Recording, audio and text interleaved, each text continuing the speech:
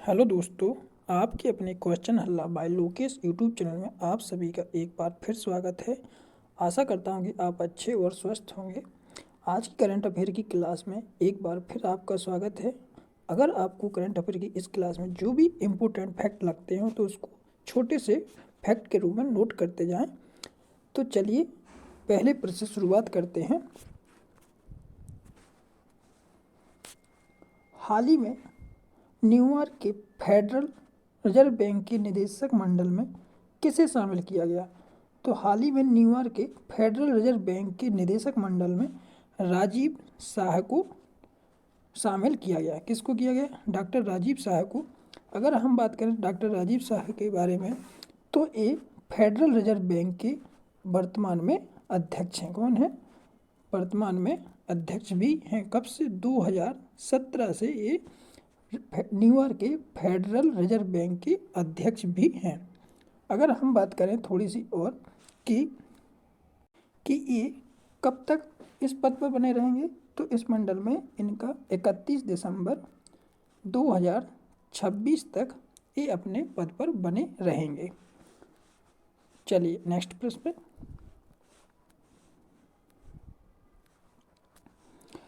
Qatar की अदालत ने भारतीय नौसेना के कितने पूर्व अधिकारियों को जेल की सजा के खिलाफ अपील करने के लिए 60 दिन का समय दिया है?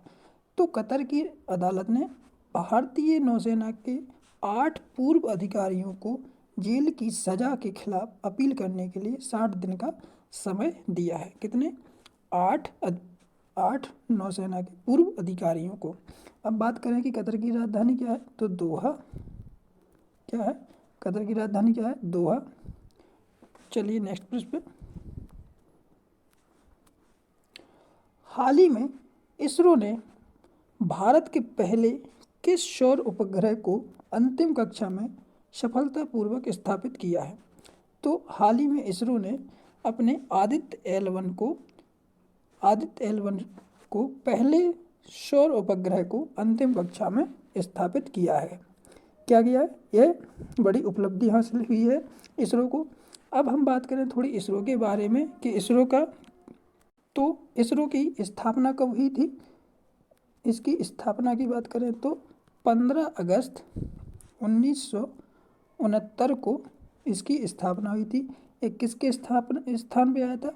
तो इंस्कॉस पार के स्थान पर इसरो की स्थापना की गई थी। अगर हम बात करें कि इसरो का मुख्यालय कहाँ है, तो बेंगलुरु में। कहाँ पर? बेंगलुरु में इसका मुख्यालय है। और इसके चेयरमैन की बात करें तो एस सोमनाथ इसके चेयरमैन हैं।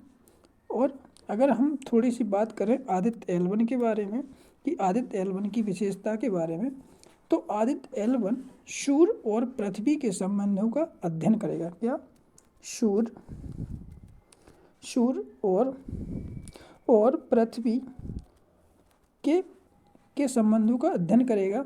अब बात करें कि आदित्य L1 सूर्य भारत का पहला सौर अभियान है। क्या है? भारत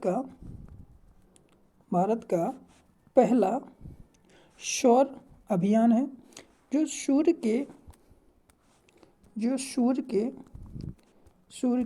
कोरोना और सूर्य के भीषण ताप और पृथ्वी पर इसके प्रभाव का अध्ययन करेगा। इसका भारत की पहली सौर वेधशाला के नाम से भी इसको जाना जा रहा है। और अगर हम बात करें कि केंद्रीय विज्ञान और प्रौद्योगिकी मंत्री कौन है वर्तमान में, तो जितेंद्र सिंह केंद्रीय विज्ञान और प्रौद्योगिकी मंत्री हैं। चलिए नेक्स्ट प्रश्न। हाल ही में किस आयोग ने कोच्चि में समुद्र तटवर्ती राज्यों में मत्स्य पालन संभावनाओं का उपयोग विषय पर एक कार्यशाला का आयोजन किया? तो हाल ही में कोच्चि में समुद्र तटवर्ती राज्यों में मत्स्य पालन संभावनाओं का उपयोग विषय पर एक कार्यशाला का आयोजन हाल ही में नीति आयोग ने किया है। किसने किया है? नीति आयोग में। अब हम थोड़ी नीति आयोग के बारे में जानते हैं। तो ये योजना आयोग के स्थान पर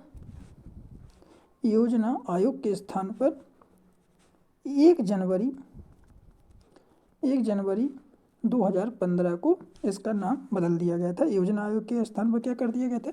नीति आयोग। अगर हम बात करें नीति आयोग के अध्यक्ष कौन है, तो सुमन बेरी। कौन? सुमन बेरी इसके वर्तमान में अध्यक्ष हैं। और इसके जो प्रमुख होते हैं वो कौन होते हैं? वो प्रधानमंत्री होते हैं। कौन होते? प्रधानमंत्री। चलिए नेक्स्ट प्रश्न पे। हाल ही में उत्तर प्रदेश के किस हवाई अड्डे को अंतर्राष्ट्रीय का दर्जा मिला? तो हाल ही में उत्तर प्रदेश के किस हवाई अड्डे को अंतर्राष्ट्रीय का दर्जा मिला है? तो महर्षि वाल्मीकि अंतर्राष्ट्रीय हवाई अड्डा, जिसका पहले नाम क्या था? क्या नाम था? अयोध्या अंतर्राष्ट्रीय हवाई अड्डा, जिसका नाम बदलकर महर्षि वाल्मीकि अंतर्राष्ट्रीय हवाई अड्डा कर दिया गया, जिसको हाल ही में भी अंतर्राष्ट्रीय का हवाई अड्डे का दर्जा दिया गया। अगर हम बात करें थोड़ी सी यूपी के बारे में, तो यूपी के मुख्यमंत्री कौन है? तो श्री योगी आदित्यनाथ। और राजधानी क्या है? लखनऊ यूपी की राजधानी है। और साथ ही साथ लखनऊ किस नदी के किनारे है? तो गोमती नदी के निकट बसा हुआ है। और राज्यपाल कौन है? तो आनंदीबेन पटेल यहाँ की गवर्नर हैं। चलिए नेक्स्ट क्वेश्चन पे। हाल ही में राष्ट्रीय पक्षी दिवस कब मनाया गया? तो राष्ट्रीय पक्षी दिवस 5 जनवरी को मनाया गया। कब मनाया गया? 5 जनवरी को, जिसकी थीम है लड़ाई का अधिकार। इस राष्ट्रीय पक्षी दिवस की थीम क्या है इस बार की? लड़ाई का अधिकार।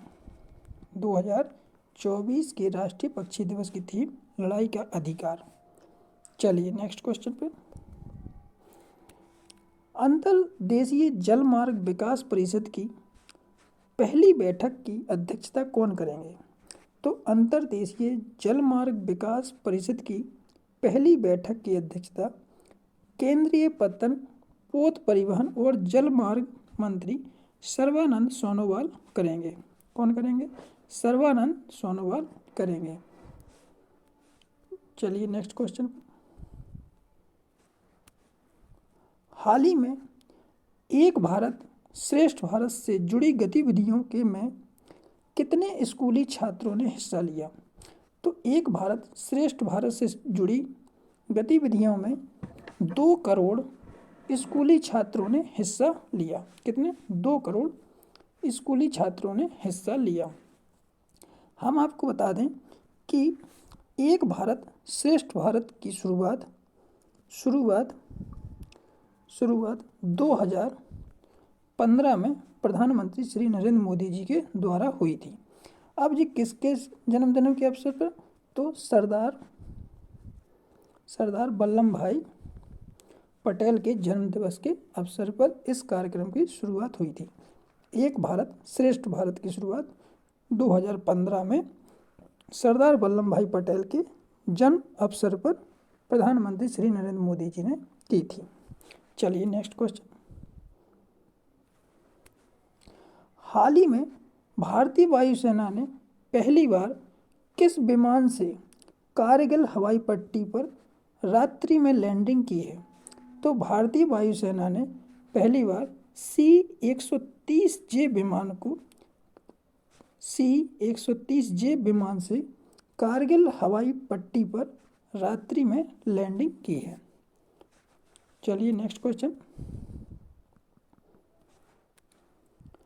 हाल ही में संयुक्त अरब अमीरात में एक संगीत कार्यक्रम में सबसे अधिक भाषाओं में गाकर गिनीज विश्व रिकॉर्ड में अपना नाम दर्ज कराया? तो अभी हाल ही में संयुक्त अरब अमीरात में एक संगीत कार्यक्रम में सबसे अधिक भाषाओं में गाकर गिनीज विश्व रिकॉर्ड सुचेता सतीश ने अपना नाम दर्ज कराया। किसने? सुचेता सतीश ने। हम आपको बता दें कि 140 भाषाओं में गीतों की अपनी अद्भुत प्रस्तुति देकर उन्होंने गिनीज विश्व रिकॉर्ड में अपना नाम दर्ज कराया। हम आपको बता दें कि सुचेता सतीश किस राज्य से संबंधित है, तो केरल से। किससे, कहाँ की हैं, केरल से हैं। चलिए इनकी पिक्चर देख लेते हैं। जैसा कि ये इनकी पिक्चर दिख रही है, ये कौन है,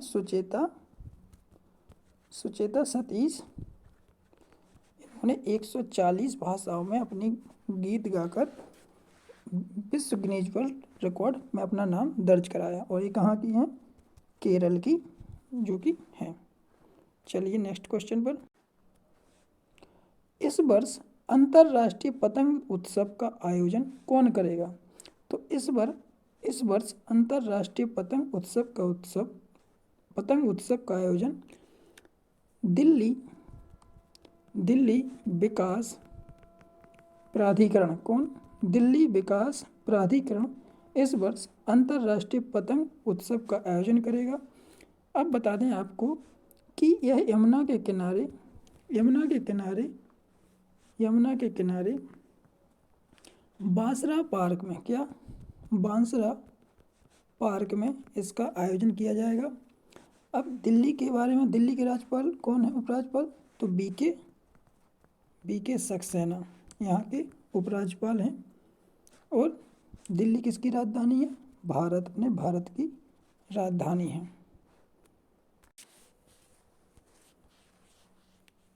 थैंक यू दोस्तों, धन्यवाद। मिलते हैं नेक्स्ट क्लास में। अगर वीडियो आपको अच्छा लगा है तो लाइक और सब्सक्राइब कर लीजिए। धन्यवाद।